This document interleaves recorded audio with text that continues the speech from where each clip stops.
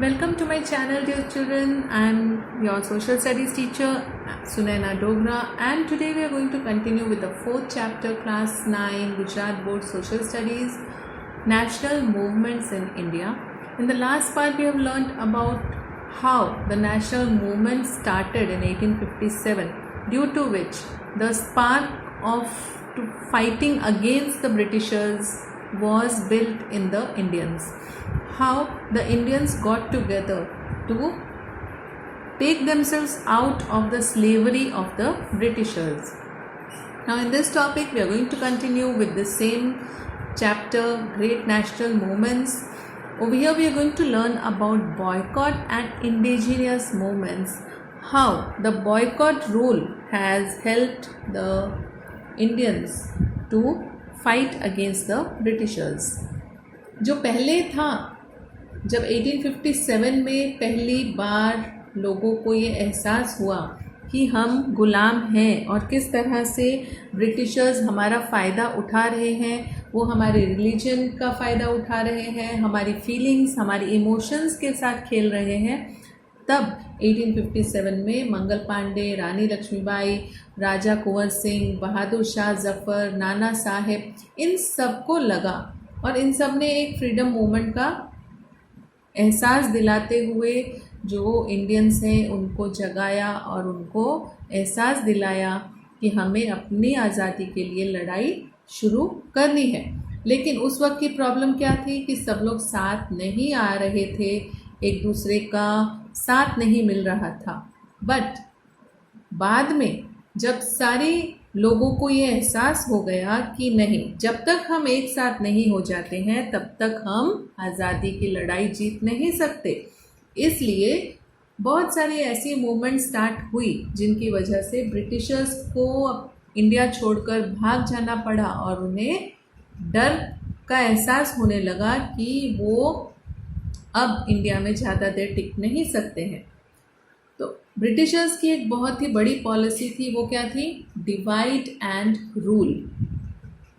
मतलब उन्होंने आपस में जो सिटीज़न है उनको आपस में ही लड़ाई झगड़ा करवा के उलझाए रखा, उनके रिलीजन को लेकर उन्हें लड़ाई करवाते रहे ताकि वो कभी भी यूनाइटेड ना हो सके, हमेशा डिवाइडेड रहें।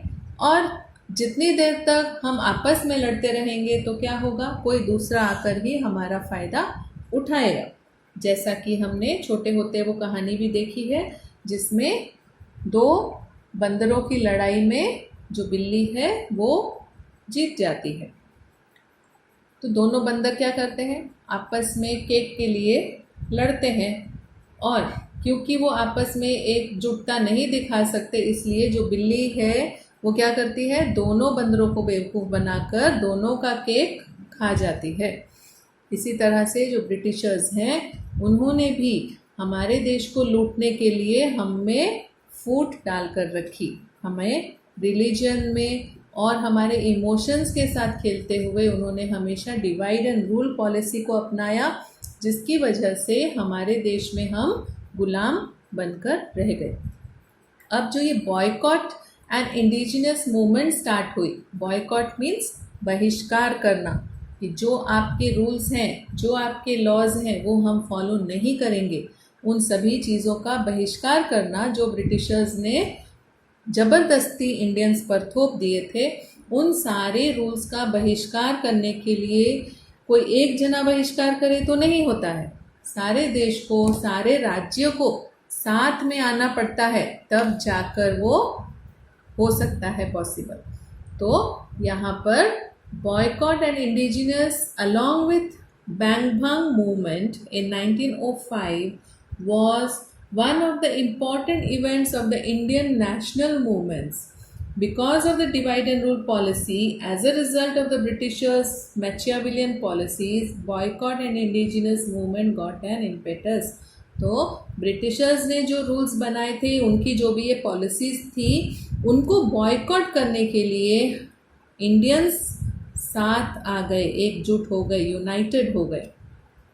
Bengal was a big province at the time of British rule which included the present day Bengal, Bihar and Orissa. ये 3 स्टेट पहले एक ही थे जो बंगाल के नाम से जाने जाते थे। और इन स्टेट्स में से ब्रिटिशर्स का फर्स्ट टाइम एंट्री हुई थी। Compared to other states, Bengal was a central point of national awakening. तो बंगाल से ही ब्रिटिशर्स ने एंट्री ली और बंगाल ही सेंटर पॉइंट बना जब नेशनल अवेकनिंग स्टार्ट हुई। इंडियंस में एक अपने देश के प्रति जो देशभक्ति थी उसकी सबसे बड़ी जो मिसाल है वो बंगाल से ही स्टार्ट हुई। The impetus and thought for the national movement came from Bengal. तो सबसे पहला जो स्पार्क कि हमें नेशनल मूवमेंट्स स्टार्ट करने हैं ताकि हम अपने देश में गुलाम बनकर ना रहें और ब्रिटिशर्स को यहाँ भागने के लिए मजबूर होना पड़े, वो कहाँ से शुरू हुई? पहली चीज़ जो पहली मूवमेंट है वो बंगाल से शुरू हुई। In the 1857 revolt, Hindus and Muslims had collectively fought the English. तो 1857 के जो रिवोल्ट था उसमें हिंदू और मुस्लिम मिलकर लड़ाई लड़ी उन्होंने। That's why through the English strategy of divide and rule, they encouraged communalism and caused division among people. तो क्योंकि वो एकजुट थे 1857 में, क्योंकि हिंदू मुस्लिम सब साथ में मिलकर लड़ाई लड़ रहे थे, इसीलिए ब्रिटिशर्स ने क्या किया? उन्होंने एक स्ट्रैटेजी बनाई। वो क्या थी? Divide and rule.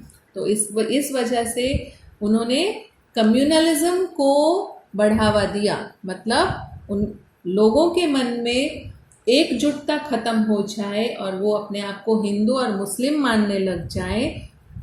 भारतीय मानना बाद में, पहले अपनी कास्ट को लेकर वो करें, इसलिए उनकी आपस में डिवाइड एंड रूल पॉलिसी को बढ़ावा देते हुए उनसे लड़ाई झगड़ों में उलझाए रखा। देन वाइसरॉय कर्जन 1899 से लेकर 1905 तक इंडिया में रूल किया है इन्होंने। divided the vast Bengal province into East Bengal and West Bengal in the name of bringing about administrative efficiency.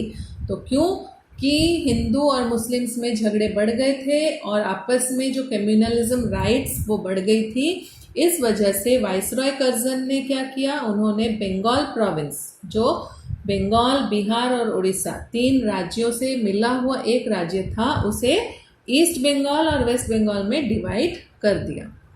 और किस लिए डिवाइड किया? ताकि एडमिनिस्ट्रेशन प्रॉपर हो सके। Then there was a strong opposition to the division of Bengal.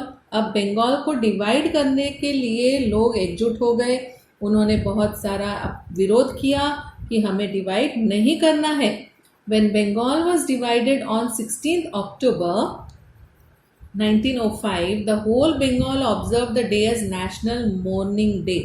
तो पूरे बंगाल में उस दिन मातम दिवस, मतलब उस दिन उन्होंने दुख मनाया।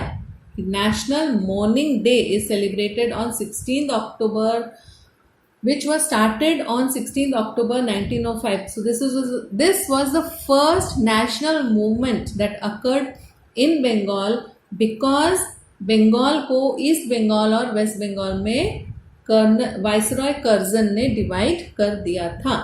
इसका विरोध करने के लिए नेशनल मॉर्निंग डे, यानी कि इस दिन सब लोग मातम मनाएंगे, कोई भी खुश नहीं होगा। The same day, an announcement about boycotting all foreign goods and encouragement to use indigenous goods was made. तो उसी दिन 16 अक्टूबर 1905 में नेशनल मॉर्निंग डे तो सेलिब्रेशन हुआ ही। सेलिब्रेट तो क्या है, ये एक बहुत ही एकजुटता वाला डे बन गया। क्यों? क्योंकि इस दिन सारे हिंदू मुस्लिम भाई एक साथ आने लग गए और उन्होंने इस चीज़ का विरोध किया कि हमें बंगाल को डिवाइड नहीं करना है। और उसी दिन यह अनाउंसमेंट भी की गई कि जितने भी फॉरेन गुड्स हैं, मतलब जो भी मेड इन इंडिया प्रोडक्ट नहीं है, उसे हम बॉयकॉट करेंगे, हम यूज़ नहीं करेंगे।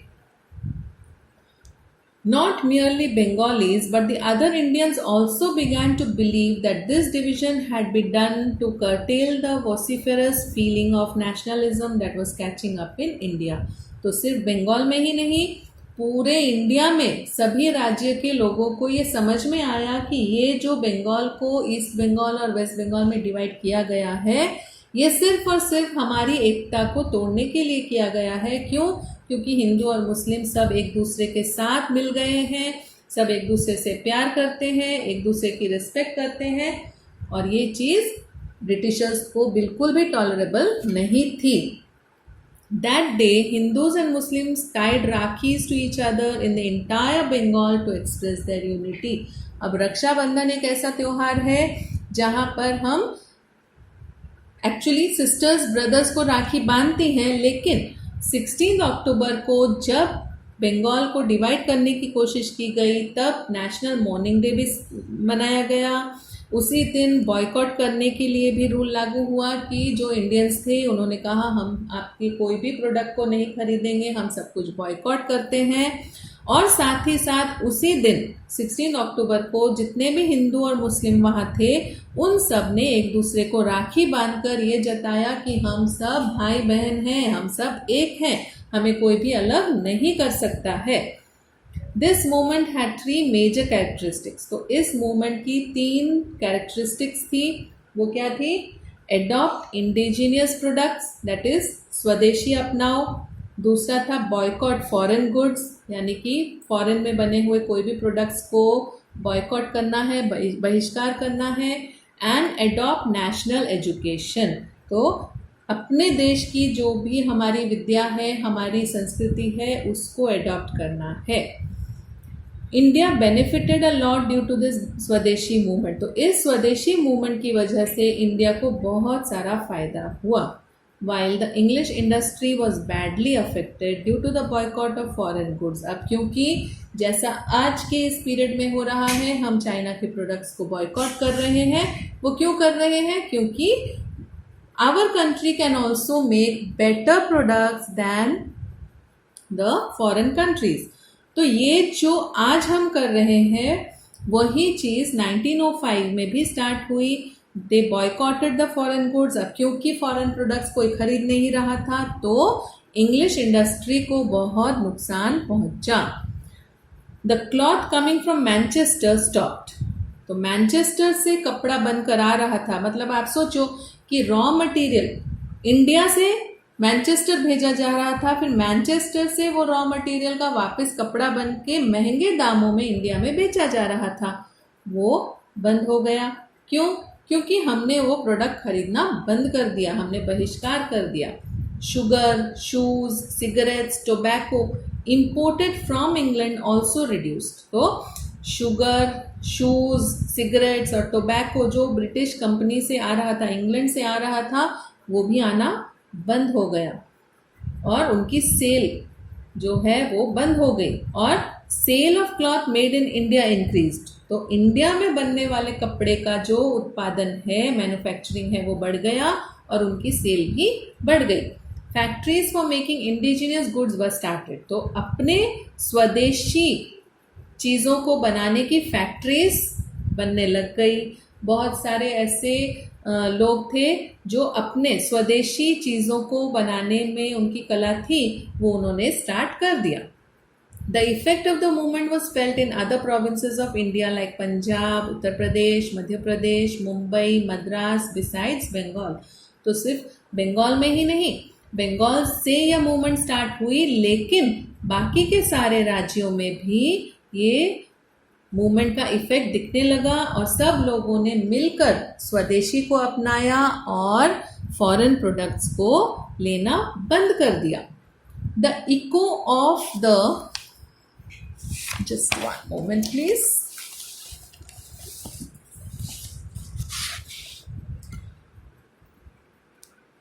The echo of the Swadeshi movement was felt in Gujarat too. तो ये जो मूवमेंट है इसकी आवाज़ सिर्फ और सिर्फ बंगाल, उत्तर प्रदेश, बंगाल तक ही नहीं रही, यह गुजरात में भी हमें दिखाई दी। The echo of the movement was also felt strongly in the British Parliament and within 6 years, मतलब 1905 में यह मूवमेंट स्टार्ट हुई और 1911 तक ब्रिटिश पार्लियामेंट में भी इसकी जो गूंज है वो सुनाई देने लग गई। यहाँ पर भी उन्हें बहुत नुकसान हुआ। The division of Bengal was scrapped after rethinking by the parliament. तो जो पार्लियामेंट में 6 साल में ही उन्हें समझ में आ गई कि हमें ये निर्णय अपना वापस लेना है, और बंगाल का जो उन्होंने division east Bengal west Bengal में करने की सोची थी उस पर उन्होंने वापस विचार किया। This was a memorable victory by the Indians. अब क्यों कि पूरे देश के लोग साथ आ गए थे, पूरे देश के लोगों ने एक दूसरे का साथ देते हुए इस मूवमेंट को अपनाया था, बॉयकॉट कर दिया था ब्रिटिश प्रोडक्ट्स को, उन्होंने ब्रिटिश रूल्स को बॉयकॉट कर दिया था। इसलिए जो ब्रिटिशर्स हैं उनको हार माननी पड़ी, और ये एक बहुत बड़ी जीत थी इंडियंस के लिए। अ victory of the relentless United efforts. तो ये इंडियंस के यूनाइटेड होने का एक बहुत बड़ा पहलू था, एक बहुत बड़ी पहल थी। This was a noteworthy victory of the new awakening against the British rule. तो ये जो विक्ट्री है ये एक यादगार मूवमेंट बनकर आई, जिसने लोगों में जागरूकता भी जगाई, और सारे देशवासियों को ये जागरूकता बहुत ही फायदेमंद पहुंची। So with this we come to the end of the first national movement that started in 16th October 1905 from Bengal, but it was carried forward by all the states and everyone took part in this first national movement of boycotting, and the inspiration to produce Indian products, स्वदेशी अपनाओ और Britishers का boycott करो। So with this we come to the end of this first movement. We will continue with the next movement very soon. Thank you for listening. Please do like and subscribe my channel, and we will continue with the next part of this chapter.